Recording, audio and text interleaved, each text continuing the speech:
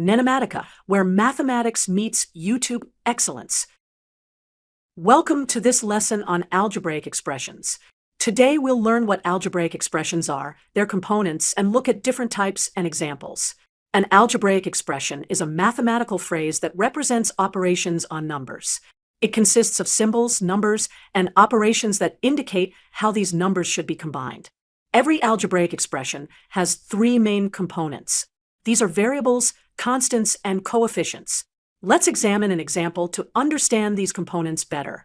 Now, let's look at some examples of algebraic expressions. These include simple expressions like 1/2 the square root of 3, x plus y, 2x plus 5, a 1/2 x minus 4x squared, pi r squared minus xy, and more complex expressions like a plus b plus the square root of a squared plus b squared. There are several types of algebraic expressions based on the number of terms. A monomial has just one term, like 3x squared. A binomial has two terms, like 2x plus 5. A trinomial has three terms, like x squared plus 3x plus 2. And a polynomial can have any number of terms, like 4x cubed plus 2x squared minus 5x plus 7. Now, let's discuss how to perform operations with algebraic expressions. We can add, subtract, multiply, and divide expressions by following specific rules. For example, to add two expressions, we combine like terms. When adding 3x plus 4 and 2x minus 5, we get 5x minus 1. To summarize what we've learned today, algebraic expressions are mathematical phrases consisting of variables, constants, and coefficients. We can classify them as monomials, binomials, trinomials, or polynomials based on the number of terms. And we can perform various operations on them following specific algebraic rules. Today, we're going to learn about expressions with multiple variables. An algebraic expression is defined by its variables. The number of variables in an expression determines whether we call it a single variable, two-variable, or multivariable expression. Let's start with a single variable expression.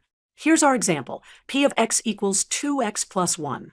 This is an expression with only one variable, x. The letter P is used here as the name of the expression, not as a variable. Now, let's look at a two-variable expression. Here we have P of x, y equals x squared plus 2y. This expression has two variables x and y. We can input different values for both x and y and get different results. Finally, let's examine a three-variable expression. Here we have P of x, y, z equals x cubed plus y cubed plus c to the fourth power. This expression contains three variables x, y, and z.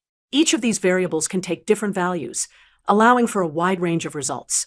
Let's see how we evaluate these expressions by substituting values. For our single variable expression, if we substitute x equals 3, we get P of 3 equals 2 times 3 plus 1, which equals 6 plus 1, or 7. For our two-variable expression, if we substitute x equals 2 and y equals 3, we get P of 2, 3 equals 2 squared plus 2 times 3. That's 4 plus 6, which equals 10.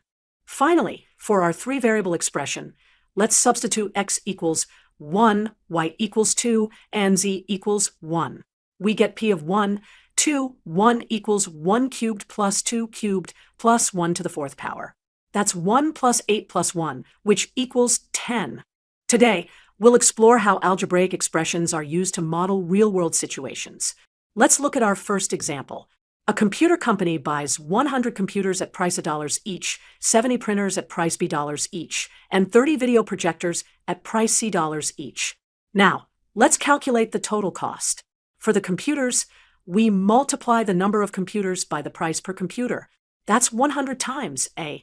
For the printers, we multiply 70 times B. And for the projectors, we multiply 30 times C. The total cost is the sum of these three products. Let's move to our next example. We have a rectangle with length x and width y. For this rectangle, we can calculate two important measurements. First, the area, which is found by multiplying the length times the width. So the area S equals x times y. The second measurement is the perimeter, which is the total distance around the rectangle. We can calculate it by adding twice the length plus twice the width. So the perimeter P equals 2 times the quantity x plus y. Next, let's consider the diagonal of the rectangle. The diagonal forms a right triangle with the length and width of the rectangle, according to the Pythagorean theorem. In a right triangle, the square of the hypotenuse equals the sum of squares of the other two sides. In our case, this means d squared equals x squared plus y squared.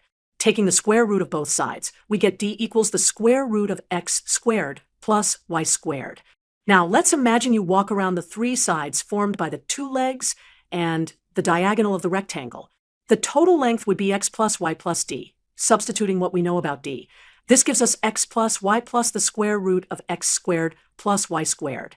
All of the expressions we've derived are valid algebraic expressions in the variables x and y. Let's summarize them. We have 2 times the quantity x plus y, which represents the perimeter of the rectangle. We have x times y, which represents the area of the rectangle. We have x plus y plus the square root of x squared plus y squared, which represents the path length along the three sides. And we also have the expression x plus y divided by 1, which is equivalent to simply x plus y.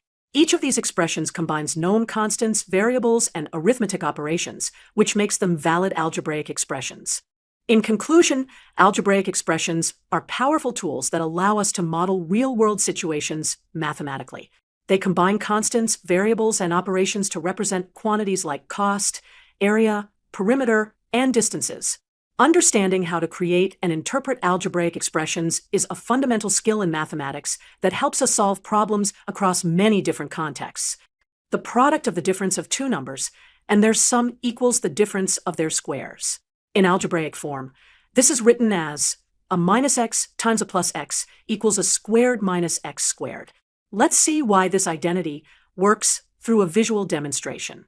If we expand the left side using the distributive property, we get a times a plus a times x minus x times a minus x times x. This simplifies to a squared plus a x minus x squared, which equals a squared minus x squared. Moving on to our second identity, the square of a product equals the product of the squares. In algebraic form, a w squared equals a squared times w squared. Let's demonstrate why this identity works by the definition of exponentiation. A w squared means aw times aw. Using the commutative property of multiplication, we can rearrange to get a times w, which equals a squared times w squared. Let's explore the zero product property. If we assume that aw equals 0, then either it equals 0 or w equals 0. This is a fundamental property in algebra. If a product equals 0, then at least one of the factors must be 0. Now, let's look at a property about numbers greater than 1. Thank you for watching. Don't forget to like, subscribe, and hit the bell icon for more math lessons. NENOMATICA, where mathematics meets YouTube excellence.